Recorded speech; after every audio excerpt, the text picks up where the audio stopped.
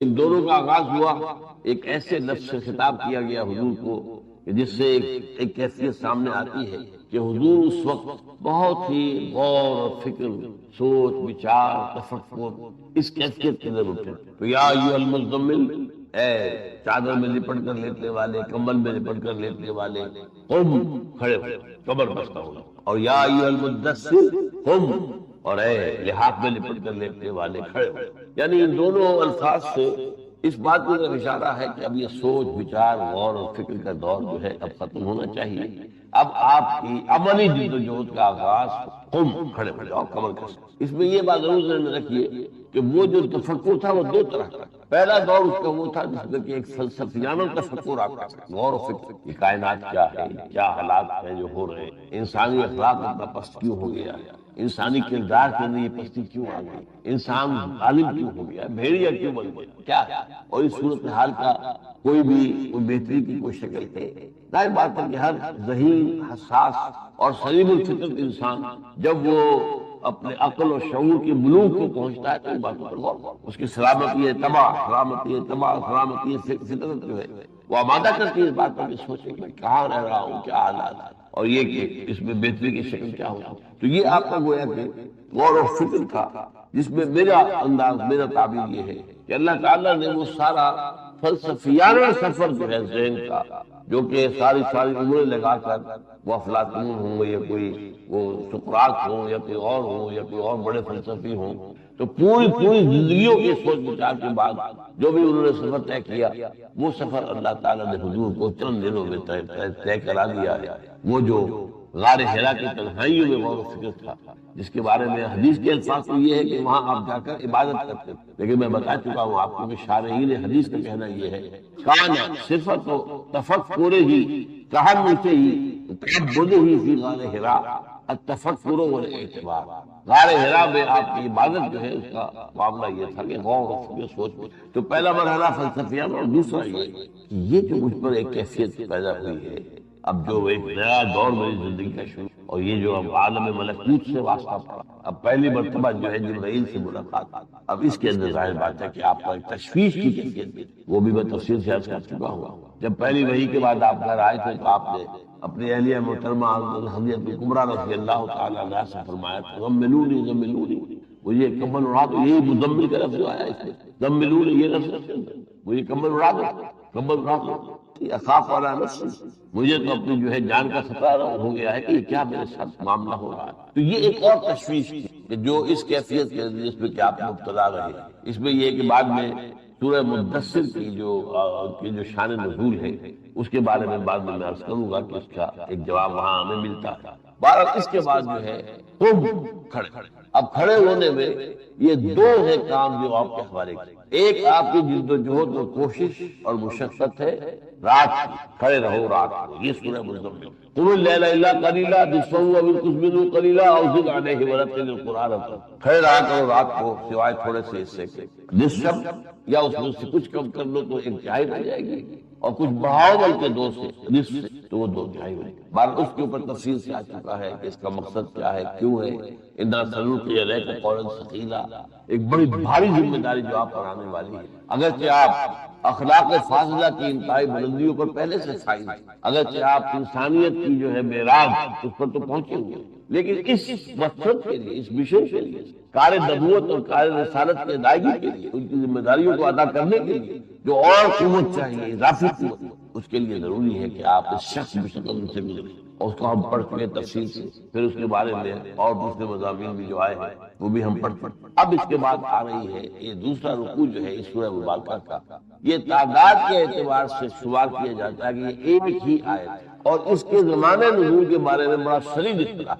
اتنا اختلاف جو ہے کسی اور آیت کے بارے میں نہیں. تو ایک زمانے میں میں نے یہ آج سے کم 40-45 سال پہلے پرانا یہ بات ہے کہ میں نے اس میں بڑی ریسرچ کی تھی، بہت محنت کی تھی، بہت جد و جہد کرتی، اور مجھے اس مسئلے کا حل ملا تھا جس کی طرح میرا اپنا ذہن تھا، لیکن اس کی تائید مجھے ملی. الاتقان فی علوم القرآن ایک کتاب ہے علامہ جلال الدین سیوطی رحمۃ اللہ علیہ کی، وہ ایک طرح کا انسائکلوپیڈیا.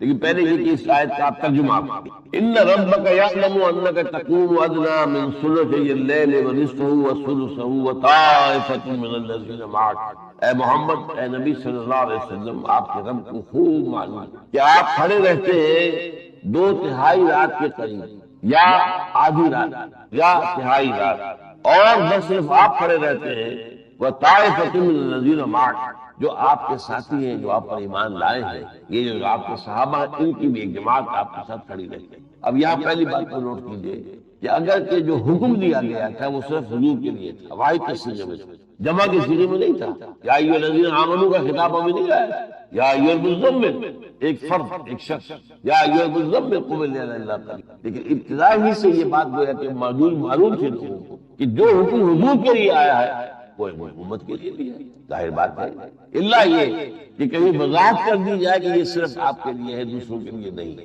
ورنہ جو حکم رسول کے لیے آیا وہی رسول امتی کے لیے، حکم وہی ہے۔ آپ امتی کو اتباع کر، چاہے ابھی کوئی آیت اتباع کی نازل نہیں ہوئی قرآن، اتباع کا حکم نہیں آیا، یہ حکم بھی نہیں آیا کہ رسول کی اطاعت پر کچھ بھی نہیں، لیکن یہ کہ ایک شے ہوتی فطری ہے، ایک بالکل منطقی جس کا نتیجہ ہے وہ کیا ہے کہ آپ جو بھی جس کا حکم اللہ ان کو دے رہا ہے وہ آپ نے اس پر عمل کریں۔ چنانچہ یہ بات آپ نے گویا کہ اس کی توثیق کر دی۔ ایک تو توثیق یہ ہو گئی کہ وہ جو میں نے تو مفہوم بیان کیا تھا، قم اللیل الا قلیلا نصفہ او انقص منہ قلیلا او زد علیہ ورتل القرآن ترتیلا، وہاں ثلث کا ذکر نہیں تھا، آدھی رات یا اس سے کچھ کم، جس کے معنی یہ میں نے نکالے کہ گویا کہ ثلث رہ جائے گا، تہائی، یا اس سے بھی زیادہ کرو تو 2/3، اس کی وضاحت بھی ہو گئی، توثیق ہو گئی۔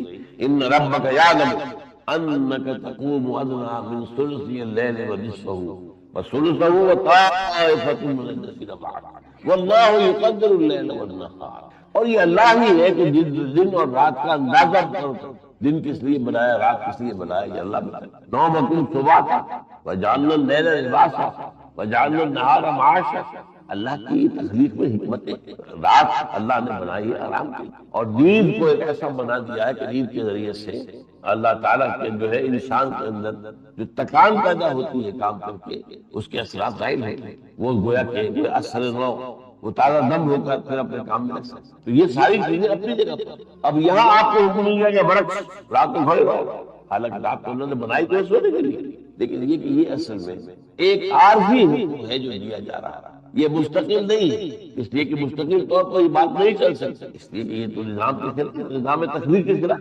ان ربک یعلم انک تقوم ادنی من ثلثی اللیل ونصفہ وثلثہ وطائفۃ من الذین معک واللہ یقدر اللیل والنہار، رات اور دن کے یہ اندازے اللہ نے بنائے ہیں، ان کی اپنی مصلحت میں ہیں، ہر ایک کی اپنی جداگانہ حکمتیں ہیں، ہر ایک کا اپنا کام ہے جو کرنے کا ہے، اس لیے فرمایا علم ان لن تحصوہ، اللہ کے علم میں ہے کہ تم اس کی پابندی نہیں کر سکتے۔ یعنی ایک ہے کہ ایک بار اسٹارمنگ سیشن، کوئی ایک اجتماع ہو رہا ہے، اس میں خاص ایک اجتماع ہے جس میں بہت ہی زوردار انداز کے اندر بات کرنی ہے اور مختصر انداز وقت کے اندر زیادہ بات کرنی ہے، تو اس کو اسٹاپ۔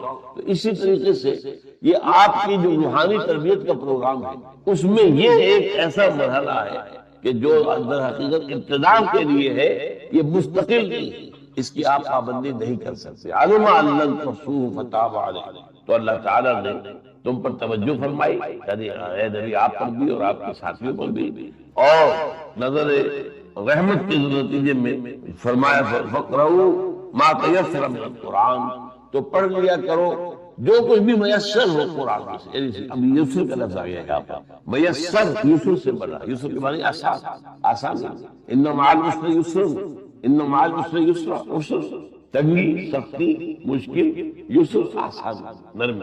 تو یہ ما تیسر من القرآن، جو بھی آسانی سے ہو سکتا ہو تمہارے لیے وہ کرو۔ مقدار کی پابندی ختم ہو گئی، ورنہ اس سے پہلے کم سے کم تہائی تو تھی، اب وہ نہیں، اس کی بات بلکہ اس میں ایک ہے کہ ریلیکسیشن دے دی گئی، اس میں آپ اپنے مزاج کو دیکھیں، طبیعت کو دیکھیں، اس میں جتنی دیر کے لیے بھی طبیعت کی آبادی ہو اور انشراح رہے اور تازگی بھی رہے اور بہت بوجھ نہ پڑے طبیعت کے اوپر، ان لنفسک علیک حق، تمہارے نفس کا بھی تم پر ایک حق ہے، وہ حق تو تمہیں ادا کرنا ہے، لہٰذا اس اعتبار سے اس کے اندر ایک توازن پیدا کرنے کی اجازت دے دی گئی۔ فقرؤوا ما تیسر من القرآن۔ اب اس کے بعد الجھن آ گئی، اس بات کو پھر دہرایا جا رہا ہے، علم ان تنصروا فتاب علیکم فاقرؤوا ما تيسر من القرآن سيكون منكم مرضى. اللہ کے علم ہے تم میں سے کچھ لوگ بیمار بھی ہوں گے. ظاہر بات ہے اس بیماری کے اندر یہ سختی جھیلنا تو ممکن نہیں ہوگا. اتنی سختی اٹھانا، اتنی جو ہے مشقت برداشت کرنا آسان نہیں ہوگا. یبتغون من فضل اللہ، اور ایسے لوگ بھی ہوں گے آپ میں سے، لوگوں میں سے جو زمین میں سفر کریں گے اور روزی کی تلاش کریں گے، اللہ کا رزق تلاش کریں گے. اب آپ کو معلوم ہے کہ اس وقت کیا تھا، خاص طور پر عرب یہاں پر کیا اور مکہ جہاں حضور کی ویسٹ ہو رہی ہے، ذریعہ معاش ایک ہی تھا تجارت، اور تجارت بھی اب وہاں مکے کے اندر کیا تجارت ہو رہی تھی، لیکن وہ تو یہ ہے کہ آپ جاتے تھے شام کی طرف قافلے لے کر، اور جو ہے وہ یمن کی طرف قافلہ. رحلۃ الشتاء والصيف لإيلاف قریش إيلافهم رحلۃ الشتاء والصيف فليعبدوا رب هذا البيت. تو ظاہر بات ہے کہ یہ جو کام ہے سخت کام، اس کے اندر جو ہے سفر کے اندر تو اس کی پابندی کرنا مشکل ہے. اس کے لیے بہت اور بھاری ہو گیا اور زیادہ سختی ہو گئی. اور اس کے بعد مزید تیسری بات، وآخرون يقاتلون في سبيل الله، اور بھی اپنے جو اللہ کی راہ میں قتال کرنا ہوگا. اب ظاہر بات ہے اس حالت کے اندر جبکہ دن میں جنگ کر دی تو رات کو یہ 2/3 رات 1/3 رات آدھی رات کھڑے رہنا، تو وہ تو آدمی کی جو ہے وہ قوت جو ہے وہ مجبور ہو جائے گی. وہ طاقت کہاں سے آئے گی؟ وہ جو ایک ہونا چاہیے تازہ دم ہو کر صبح کو انسان جو ہے میدان میں نکلے کفار سے مقابلے کے لیے. تو اس کے اعتبار سے بھی اس کے لیے بھی ضروری ہے کہ اس میں کمی کی جائے. تو اب یہاں 3 اعتبارات سے تعین کر دیا. علم ان سيكون منكم مرضى، تم میں سے اللہ کے علم ہے کوئی بیمار بھی ہوں گے. وآخرون يضربون في الأرض يبتغون من فضل الله، اور بھی اور ہوں گے تم میں سے ایسے کہ جو زمین میں سفر کریں گے، قافلے لے کر جائیں گے، آئیں گے اللہ کے فضل کی تلاش کریں گے. وآخرون يقاتلون في سبيل الله، اور بھی ہوں گے جو اللہ کی راہ میں قتال کریں گے. فاقرؤوا ما تيسر منه، تو پڑھ لیا کرو جتنا بھی تمہارے لیے ممکن ہو آسان. یہاں پہ دوبارہ دوہرا کر یہ بات آئی ہے، اس کو نوٹ کرو اور اسی پر میری گفتگو آگے ہوگی. اب اس کا بدل کیا دیا؟ یہ جو رات کی اتنی مشقت تھی، 2/3 رات کھڑے رہنا، رات یا کم سے کم تہائی رات، اس کا بدل دیا. وہ اقیموا الصلاۃ وآتوا الزکاۃ واقرضوا اللہ قرضا حسنا، نماز قائم. اب نماز پنجگانہ کا معاملہ، کیونکہ پہلے جو حکم دیا گیا تھا صرف رات کی نماز تھی، ابھی کسی اور نماز کا تذکرہ نہیں تھا. لیکن اقامت الصلاۃ کب ہوئی ہے؟ جب نماز پنجگانہ کا ہوگا. 5 نمازیں تو جو وہ ہے کہ فرض ہے، اور باقی آپ کو معلوم ہے 3 نمازیں اور ہیں یہ جو نفل کہلاتی ہیں کہ جن کو فرض نہیں کیا گیا ہے، اور یہ ہے وہ اشراق بھی ہے، تہجد بھی ہے، اور اوابین ہے. یہ نمازیں ہیں 3 اور اس حوالے سے. لیکن یہ کہ فاقیموا الصلاۃ وآتوا الزکاۃ اور زکات ادا، یہ جو نظام اب بنا دیا گیا، اس نظام کے ذریعے سے وہی مقصد پورا ہو سکے گا جو قیام اللیل کے ذریعے سے ابتدا میں تم پر فرض کی. وما تقدموا لانفسکم من خیر فاقرضوا اللہ قرضا حسنا، اللہ تعالیٰ کو اچھا قرض دیتے رہو، یعنی اپنے مال میں سے خرچ کرو اللہ کے دین کی تبلیغ کے لیے، دعوت کے لیے، یا تالیف قلب کے لیے. کسی شخص کا جو ہے آپ اس کی دلجوئی کر دیں، اس پر مال خرچ کرتے ہیں تاکہ وہ بھی سمجھے کہ بھئی یہ شخص جو ہے میرا ہمدرد ہے، تو جو مجھے جس بات کی دعوت دے رہا ہے مجھے اس پر بھی غور کرنا چاہیے. تالیف قلب واللفظ قلوبہم، یہ زکوٰۃ کی جو ہے 8 بندے ان میں سے بھی ایک. تو فرمایا گیا قرض اللہ قرض حسنا، اللہ کو قرض حسنا. اللہ کا قرض حسنا کیا ہے؟ عجیب ہے. قرض حسنا جب ہم ایک دوسرے کو دیتے ہیں تو اس میں کسی اضافے کا سوال نہیں. یہاں دنیا میں ہم قرض کا لین دین کریں اور واپسی پر کوئی اضافہ مانگے، یہ سود ہے، حرام ہے. اس سے زیادہ حرام کیا ہے کوئی؟ اللہ کے ساتھ قرض حسنا کے اندر 700 گنا وہ بھی ملے. اللہ تعالیٰ جو ہے بلکہ اس سے بھی آگے، واللہ یضاعف لمن یشاء، اس سے بھی آگے جس کو چاہے گا اور بڑھائے. تو یہ جو ہے 10 دنیا 70 آخرہ، اور پھر اس کو 700 گنا تک جانا. اس میں جو فرمایا گیا کہ جیسے یہ سورہ بقرہ کی آیات ہے، جیسے ایک دانہ گندم کا جو ہے زمین میں وہ جب آپ نے وہ بیج ڈال دیا ہے، اس سے جو وہ نکلے گا پودا اس کا، اس میں کتنے ہیں، کتنے جو ہے گندم کے خوشے لگے ہوئے، کتنی بالیں ہیں، ہر بالی کے اندر 100 دانے، گویا کہ 700 ایک دانے سے نکل کر آ گئے. تو اسی طریقے سے اللہ تعالیٰ جو ہے اہل ایمان کا انفاق جو اللہ کی راہ میں جو وہ خرچ کرتے ہیں اس میں اضافہ کرتا ہے. یہ حسنہ اللہ کے ساتھ. دنیا میں قرض حسنہ اس میں کوئی اضافہ نہیں. البتہ یہ ضرور ہے از خود آپ اپنی مرضی سے اس میں کچھ اضافہ کر دیں تو اس پہ روکا نہیں گیا. یہ حضور سے ثابت ہے کہ حضور نے قرض لیا جب واپسی کا وقت آیا تو آپ. لیکن یہ کہ یہ چیز اگر طے ہو اور یہ لین دین کا ایک بنیاد بن جائے وہ حرام مطلق.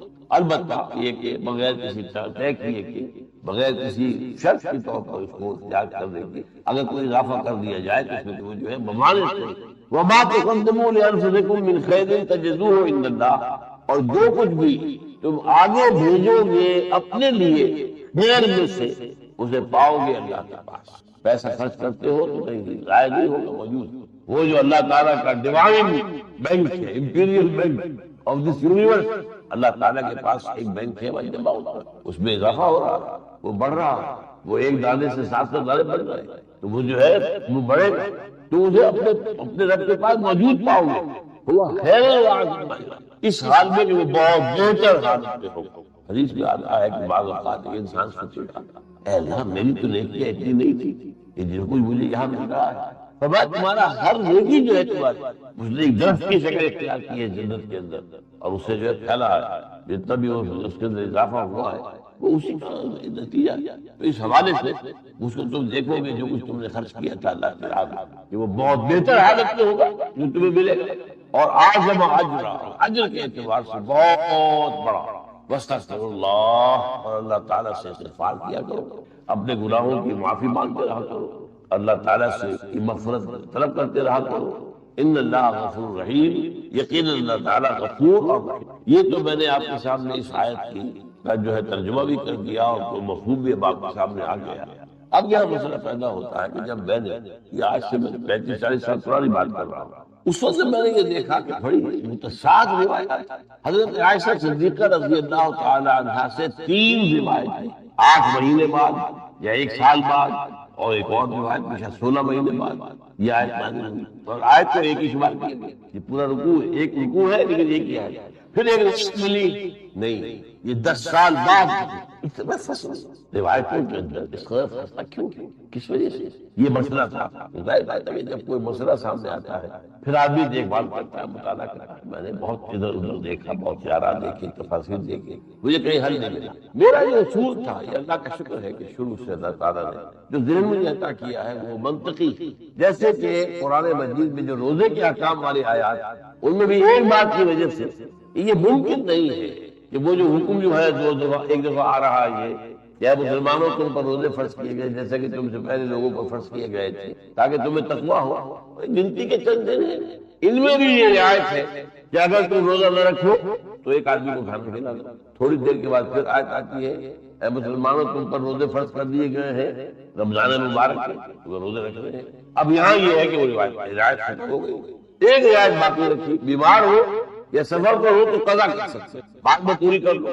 وہ روایت تو پہلی بھی تھی اب بھی، لیکن یہ روایت جب نہ رکھو تو ایک آدمی کو کھانا کھلا دو مسکین کو. یہ ایک وقت میں کیسے ہو سکتی ہے بات؟ اور میں حیران تھا لوگوں نے ایک ہی وقت میں اتری ہوئی آیات کے بعد سے ہمارے سارے مفسرین خاص طور پر جدید جو ہے ہمارے اس دور کے ہیں اردو میں جتنی بھی تفسیر لکھی گئی سب کے سب اسی پر میں کہتا نہیں ممکن. اور مجھے تو خوش قسمتی یہ کہ ایک مضمون ماہنامہ زندگی چھپتا تھا رامپور انڈیا سے، سید عروج احمد قادری اس کے ایڈیٹر تھے. انہوں نے اداریوں میں لکھا اور تنقیدی بلکہ کسی درجے استہزائی انداز میں یہ مولانا انور شاہ کشمیری رحمۃ اللہ علیہ کو کیا ہو گیا، وہ رحمۃ اللہ علیہ اس وقت نہیں کہا ہوگا تو زندہ تھا. انہوں نے کیسی غلط بات کری. یہ جو پہلا حکم ہے یہ رمضان کے روزے کا نہیں ہے، یہ تو بلکہ ہر مہینے میں 3 روزے حضور نے پہلے رکھنے کا حکم دیا تھا. اور یہ فرض علی العین نہیں تھا بلکہ وجوب علی التخییر، یعنی ایک آپ کو اختیار میں دے دیا گیا ہے کہ چاہے تو روزہ رکھے نہ رکھے تو ایک مسکین کو کھانا کھلائے. یہ رمضان کے روزے کے بعد نہیں، اور یہ بات بھی صحیح ہے. ایام معدودات گنتی کے چند دن، عربی قواعد کے روح سے بھی یہ 9 سے زیادہ دن نہیں ہو سکتے. اسے کہتے ہیں جمع تصغیر، تو یہ جو ہے 9 سے زیادہ نہیں ہو سکتے. اور یہ رمضان کے 29 ہوں گے 30 ہوں گے. اس اعتبار سے میں آرام ہوا تھا اس پر کہ نہیں یہ معلوم ہوتا ہے کہ یہ پہلا حکم جو ہے یہ ان 3 روزوں کا حکم ہے اور دوسرا حکم وہ ہے جو رمضان کا حکم ہے، اس میں آ کر وہ رعایت ختم کر دیں گے. لیکن یہ ظاہر بات ہے کہ میری وہ حیثیت تو نہیں تھی کہ میں اس کو اپنے پورے اعتماد کے ساتھ بیان کر سکتا. مجھے جب یہ معلوم ہوا کہ یہ رائے ہے سید انور شاہ کشمیری رحمۃ اللہ انہیں بیہقی وقت بھی کہا گیا، بہت بڑے محدث، بہت بڑے فقہ، سید انور شاہ کشمیری رحمۃ اللہ علیہ، ان سے بہت اپنی آخری زندگی کے ایام میں علامہ اقبال بہت خط و کتابت کرتے رہے اور خوشامد کے انداز میں بھی کہا کہ آپ خدا کے لیے، کیونکہ وہ دیوبند چھوڑ کر جا رہے تھے، وہ گجرات کی طرف ایک مدرسہ قائم ہو رہا تھا، وہاں جا رہا تھا، تو علامہ نے کہا کہ آپ یہاں آ جائیں، میرے پاس آ جائیں، لاہور میں، اس لیے کہ فقہ ہماری جو پرانی ہے اس کے آپ میرے نزدیک اس وقت سب سے بڑے عالم ہیں ہندوستان، اور جدید اصول جو ہے قانون کے، قانون سازی کے، وہ میں پڑھ کر آیا ہوں، میں نے پی ایچ ڈی کی ہے، میجسٹریٹ لا کیا، تو ہم مل کر جو ہے فقہ اسلامی جو ہے اسلامی فقہ اس کی تدوین کرے نہیں، بہرحال وہ تو اللہ کی طرف سے یہ بات طے نہیں تھی، وہ نہیں ہو سکا، لیکن میں نے صرف بتایا ہے کہ علامہ اقبال جو ہے ان کا خوشامد کی حد تک یہ کہتے ہیں کہ آپ خدا کے لیے یہاں آ جائیں، یہاں ٹھہرے رہے،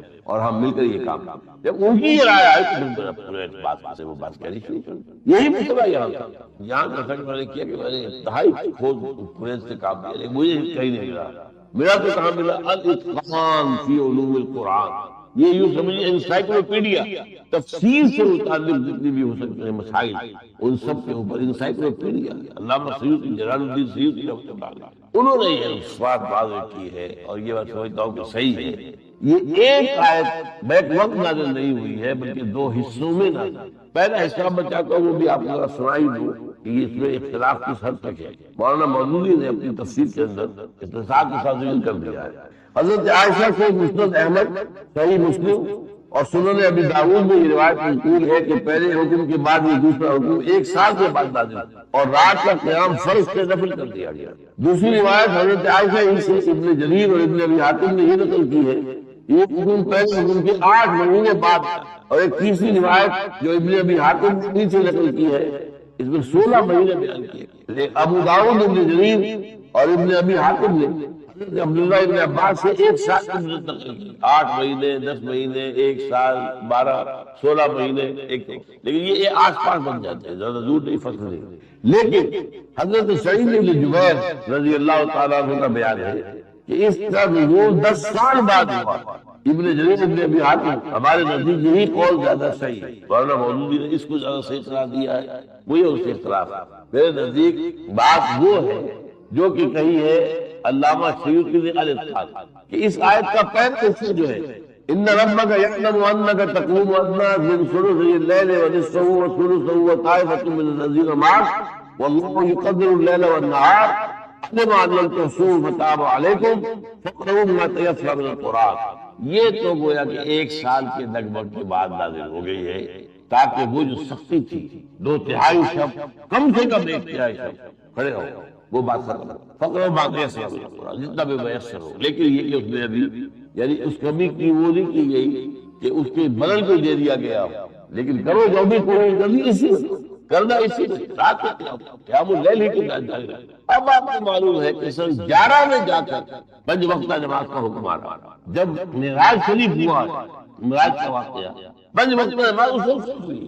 اقم الصلاۃ لدلوک الشمس الی غسق اللیل وقرآن الفجر ان قرآن الفجر کان مشہودا، یہ 5 وقت نماز کی فرض ہے۔ 10 سال تو خود بخود ہو گئے، 10 سال کا فرض ہو گیا، کیونکہ اس لیے کہ اس کے اندر تو آ رہا ہے دوسرا حصہ کیا ہے، علم ان سیکون منکم مرضی وآخرون یضربون فی الارض یبتغون من فضل اللہ وآخرون یقاتلون فی سبیل اللہ، اور قتال کا معاملہ جو ہے وہ جا کر مدینے میں یوں سمجھیے کہ ابھی کم سے کم 10 برس کے بعد، 12 برس کے بعد یہ قتال کا سلسلہ شروع ہوگا، ابھی قتال کہاں۔ لہٰذا یہ حصہ جو ہے یہ نازل ہوا ہے 10 برس بعد، بلکہ میرے نزدیک اس سے بھی کچھ عرصے کے بعد۔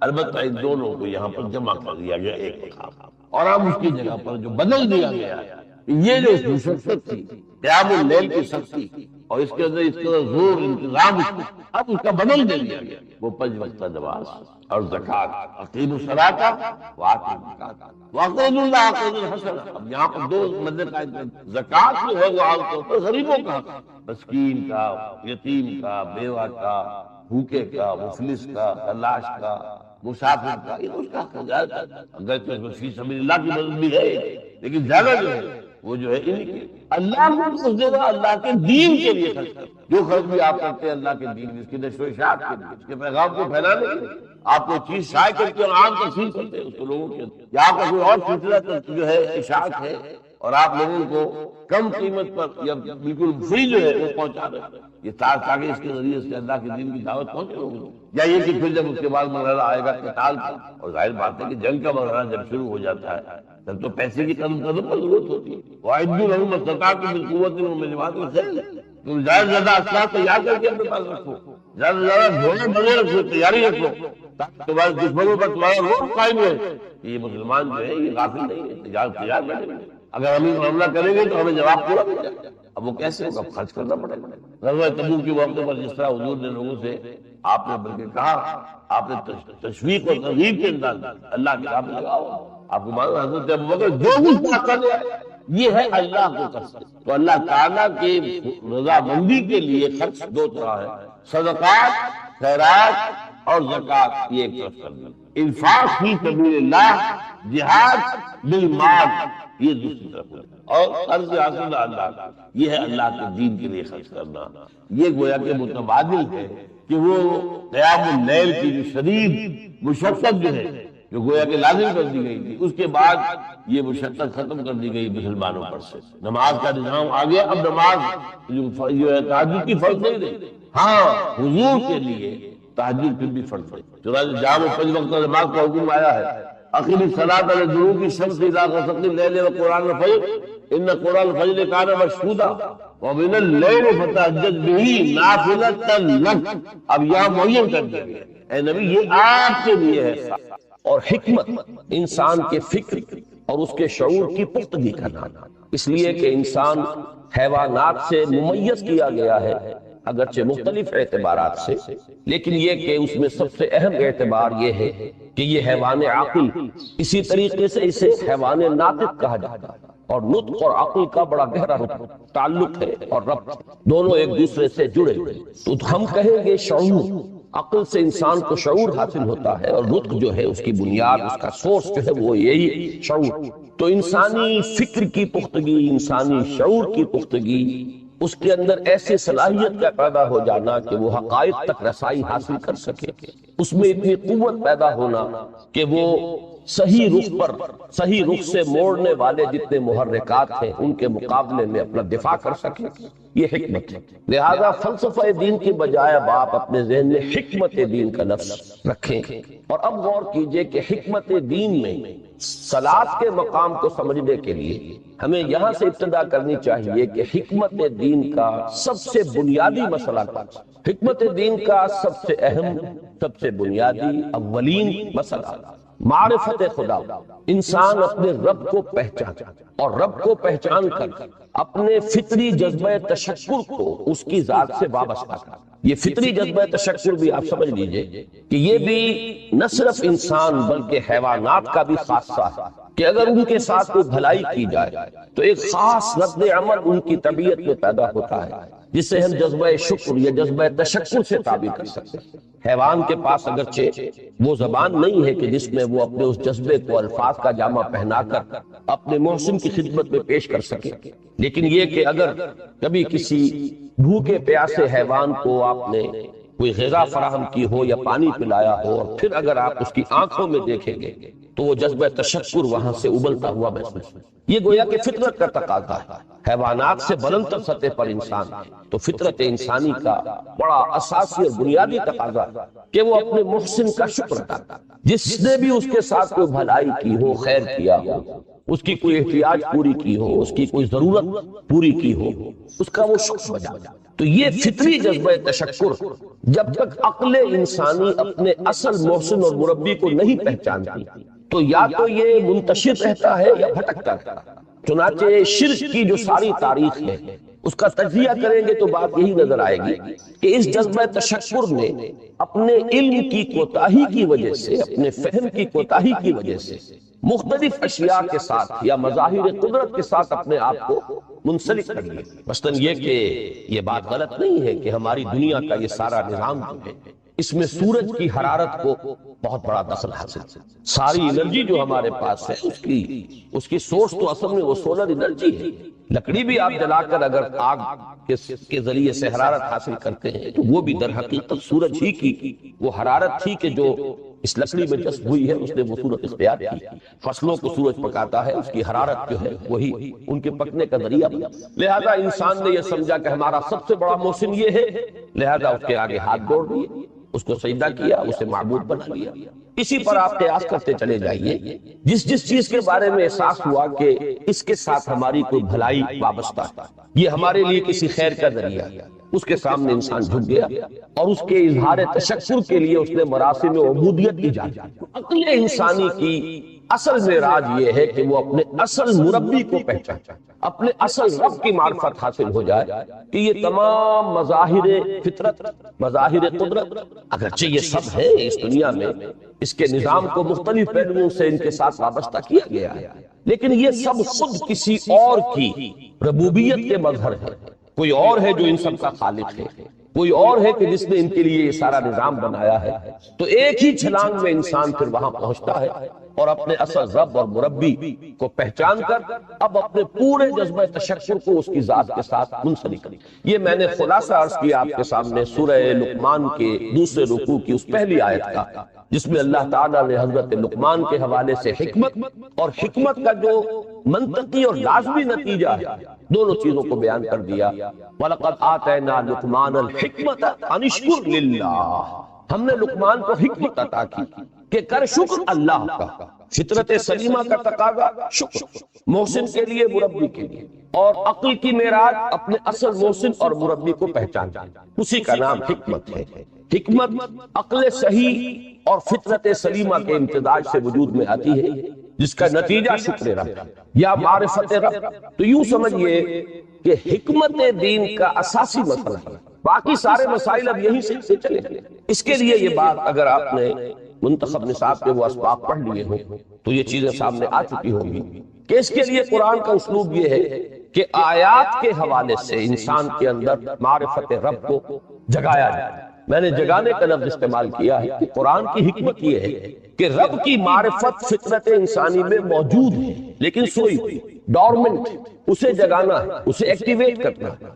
اس کے لیے آیات آفاقی، ان فی خلق السماوات والارض واختلاف اللیل والنہار والفلک التي تجری فی البحر بما ينفع الناس الی آخر الآیہ۔ اسی طرح آیات انفسی وفی انفسکم افلا تبصرون سنریہم آیاتنا فی الآفاق وفی انفسہم حتی یتبین لہم انہ الحق۔ لیکن ان آیات آفاقیہ کی طرف بھی صحیح نقطہ نظر سے متوجہ کرنے کے لیے اور انسان کے اندر کی اس سوئی ہوئی معرفت رب کو جگانے کے لیے سب سے زیادہ مؤثر آیات قرآن، چونکہ یہ فطرت انسانی کے اندر کی ایک شے کو جگانے والی ہے۔ یہی وجہ ہے کہ قرآن مجید اپنے آپ کو کہیں الذکر کہتا ہے، کہیں ذکرہ، کہیں تذکرہ۔ یہ تو یاد دہانی ہے، تمہارے اپنے اندر معرفت رب موجود تھی یا موجود ہے، لیکن یا تمہیں اس کا شعور نہ تھا، وہ تمہارے شعور کی سطح پر نہیں آئی تھی، یا یہ کہ آئی تھی لیکن پھر تم اسے بھول گئے، ذہول کے پردے۔ جیسا کہ علامہ اقبال نے کہا کہ کافر کی یہ پہچان کے آفاق میں گم ہے، تم پھر گم ہو گئے۔ لہذا اس کو اجاگر کرنے کے لیے، تازہ کرنے کے لیے یہ آیات قرآن، ان اندھیروں سے، گمشدگی کے اندھیروں سے نکالنے کے لیے، معرفت کی روشنی میں لانے کے لیے یہ آیات مبارکہ ہے۔ هو الذی ينزل على عبده آیات بینات لِيُخْرِجَكُم مِّنَ الظُّلُمَاتِ إِلَى النُّورِ، اندھیروں سے نکال کر روشنی میں لانے کے لیے اللہ نے اپنے بندے پر صلی اللہ علیہ وسلم یہ آیات بینات نازل کی۔ لیکن اب اس سے اگلا قدم ہے، اور اصل میں وہ ہے جو میری گفتگو کا موضوع ہے اس وقت۔ اس کے لیے یہ تمہید ضروری تھی کہ حکمت قرآن کا اور حکمت دین کا اولین، اہم ترین، سب سے اساسی، سب سے بنیادی مسئلہ ہے معرفت رب۔ اگر اس مرحلے کو انسان طے کر لے اللہ کے فضل و کرم سے، اسے اللہ کی معرفت بھی حاصل ہو جائے اور اس پر ایمان بھی میسر آ جائے، تو اب اس کے سامنے تین مسئلے، ان کو اچھی طرح آئیڈینٹیفائی کی۔ پہلا مسئلہ یہ ہے کہ اس کی فکر صحیح مزید پیش قدمی کرے، آگے بڑھے۔ یہ تو اس کا سٹارٹنگ پوائنٹ تھا، رب کو پہچان لینا۔ ابھی تو اس سے آگے بڑھ کر اس فکر صحیح کو، بڑی بلندیوں کو چھونا، جیسے کہ کلمہ طیبہ کی تمثیل بیان کی گئی قرآن مجید میں، کشجرۃ طیبۃ اصلھا ثابت وفرعھا فی السماء، تو فکر انسانی کے لیے وہ اصل ثابت جمی ہوئی جڑ جو ہے وہ تو ہے معرفت رب، لیکن اب یہ فکر ترقی کرے گی، یہ نشو و نما پائے گی، یہ آگے بڑھے گی، اس کی شاخیں یہ آسمانوں سے بات کریں گی، آسمانوں کی بلندیوں کو چھوئیں گی۔ تو سب سے پہلا مسئلہ ہے فکر صحیح کی مزید پیش رفت، پیش قدمی۔ دوسرا مسئلہ انسان کا بہت بنیادی، عمل کی درست صحیح عمل۔ انسان اپنے نفس امارہ سے مغلوب ہو کر یا جذبات کی رو میں بہ یا ماحول کے اثرات سے مرعوب ہو کر وہ کسی غلط رخ پر نہ پڑے، تو اس کے عمل کو درست رکھنے کے لیے کوئی اسے سہارا درکار۔ اور تیسری ضرورت اس کی، یہ میرے نزدیک اس دور میں سب سے زیادہ نگاہوں سے اوجھل ہو چکی ہے، یہاں تک کہ ہمارے بہت سے دینی حلقے بھی، خاص طور پر جو ریلیجس ایکٹیوسٹ شمار ہوتے ہیں، جو دین کی احیائی جد و جہد میں مصروف نظر آتے ہیں، تجدید دین، احیاء دین، غلبہ دین، اقامت دین، ان کی بھی ایک بہت بڑی محرومی ہے کہ وہ ایک تیسرے گوشے کو تقریباً نظر انداز کرتے، اور وہ ہے روحانی ترقی۔ اس لیے کہ انسان کی اصل عظمت کی بنیاد تو وہ روح ہے جو اس میں پھونکی گئی، وَنَفَخْتُ فِيهِ مِن رُوحِي، جس کا تعلق ذات باری تعالیٰ کے ساتھ ہے۔ کم سے کم یہ تو ہر شخص مانے گا، کوئی بڑے سے بڑا ریشنلسٹ اور روحانیت کا منکر شخص وہ بھی یہ تو ماننے پر مجبور ہے کہ اللہ تعالیٰ نے اس کی جو نسبت اپنی طرف فرمائی، روحی، اس میں در حقیقت انسانی روح کی عظمت اور اس کی شرافت، اس کی بلندی اور اس کی بزرگی کی طرف اشارہ۔ بہرحال اس کی ترقی، فکر صحیح کی ترقی۔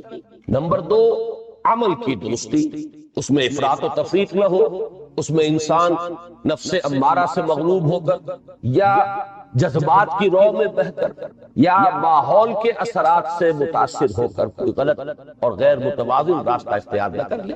اور نمبر 3، روحانی۔ اب ان میں سے پہلی چیز کو لیجئے، فکر صحیح کے مزید ارتقاء اور اس کی مزید پیش قدمی کے لیے قرآن حکیم نے بھی سورہ آل عمران کے آخری رکوع میں ذکر کو سب سے پہلے اور سب سے اہم عامل کی حیثیت سے شمار کیا۔ چنانچہ اس کی پہلی آیت جو ہے سورہ آل عمران کے آخری رکوع کی، اس میں تو وہی مضمون جو میں بیان کر چکا وہ آیا، ان فی خلق السماوات والارض واختلاف اللیل والنہار لآیات لأولی الالباب، یقیناً آسمان اور زمین کی تخلیق میں اور دن اور رات کے الٹ پھیر میں نشانیاں ہیں ہوش مندوں کے، ان کے ذریعے سے انسانی شعور کے اندر وہ معرفت رب اجاگر ہوگی۔ وہ پہلا مرحلہ اس نے طے کر لیا، وہ ڈورمنٹ معرفت اب ایکٹیویٹ ہو گئی۔ اب مزید فکر کا مرحلہ ہے جو اگلی آیت میں آیا ہے، الذین یذکرون اللہ قیاما وقعودا وعلی جنوبہم ویتفکرون فی خلق السماوات ربنا ما خلقت ھذا باطلا سبحانک فقنا عذاب، یعنی تفکر جو ہے، یتفکرون فی خلق السماوات والارض، وہ تفکر کرتے ہیں، غور و فکر کرتے ہیں آسمان اور زمین کی تخلیق میں، لیکن اس تفکر کے ساتھ لازماً ذکر اور ذکر مدام، ذکر بھی وہ کہ جو مستقل ہو ہر حالت میں، الذین یذکرون اللہ قیاما وقعودا وعلی جنوبہم، وہ لوگ کہ جو اللہ کو یاد رکھتے ہیں، اللہ کا ذکر کرتے ہیں، کھڑے ہوئے بھی، بیٹھے ہوئے بھی، اور اپنے پہلوؤں کے بل یعنی لیٹے ہوئے۔ اب ان تین کے سوا تو کوئی پوزیشن انسان کی نہیں ہے، اسی کا نام ہے دوام ذکر۔ اور اس کے ساتھ اگر وہ تفکر کرتے ہیں تو ان کا فکر اگلی منزل تک پہنچتا ہے۔ میں اس پر زیادہ بحث اس وقت نہیں کروں گا، اس وقت میں نے چونکہ وہ 3 باتیں بیان کی تھی، میں درجہ بدرجہ چاہتا ہوں کہ آگے بڑھوں اور ایک حد سے زیادہ کسی بھی مسئلے میں تجاوز نہ کروں۔ یہ جو بات سورہ آل عمران کی آخری رکوع کی اس دوسری آیت میں آئی ہے، اسی کو مولانا روم نے بیان کیا ہے بہت ہی سادہ لیکن بڑے پرمغز شعر میں۔ یہ قدر گفتیم باقی فکر کن، فکر اگر جامد موت ذکر کن، اس قدر تو ہم نے تمہیں بتا دیا، سمجھا دیا، یہ بات تو آ گئی تمہارے عقل میں، اب جاؤ خود غور کرو، مزید آگے پیش قدمی کرو۔ یہ قدر گفتیم باقی فکر کن، فکر اگر جامد موت رو ذکر کن، فکر میں جمود آ جائے، فکر سست پڑ جائے تو جاؤ پھر ذکر۔ تو یہ ذکر اور فکر گویا کہ گاڑی کے 2 پہیے ہیں کہ جن سے فکر انسانی صحیح روح پر آگے بڑھے۔ اگر یہ ذکر ساتھ نہیں رہے گا تو فکر انسانی کج ہو، تاثریا میرا دیوار کج، پھر وہ فکر جو ہے وہ بلندی کو کتنے ہی پہنچ جائے لیکن وہ ٹیڑھی بلندی ہوگی، وہ صراط مستقیم پر پیش قدمی کرنے والا فکر نہیں. اسی کو علامہ اقبال نے اپنے 2 اشعار میں، کیونکہ انہوں نے مولانا روم کو اپنا پیر بھی تسلیم کیا ہے، مرشد رومی، تو یہ فکر جو ہے، یہ خیال جو مولانا روم نے پیش کیا، اسی کو علامہ اقبال نے 2 اشعار میں سمجھتا ہوں کہ مزید شکوہ کے ساتھ، مزید خوبصورت اور حسین انداز میں پیش کیا ہے. جز بقرآن زے غمی روباہی فقر قرآن اصل شاہنشاہی. قرآن کے بغیر اگر کوئی شعر بھی ہو تو وہ بھی اصل میں لومڑی ہے، اس کی کوئی حقیقت نہیں، اس لیے کہ اصل شاہنشاہی جو ہے وہ تو فقر قرآن. اب فقر قرآن کیا ہے؟ فقر قرآن اگر آپ لکھا ہوا دیکھیں گے اس کو تو اس کے آگے یہاں اب سوالیہ نشان آ جائے گا. فقر قرآن یعنی سوچو فقر قرآن کیا ہے، اور جواب ہے اختلاط ذکر و فکر. فقر قرآن امتزاج سے وجود میں آتا ہے کہ اس میں ذکر بھی ہو، فکر بھی. اور فکر را کامل نہ دیدم جس میں ذکر، میں نے فکر کو کبھی بھی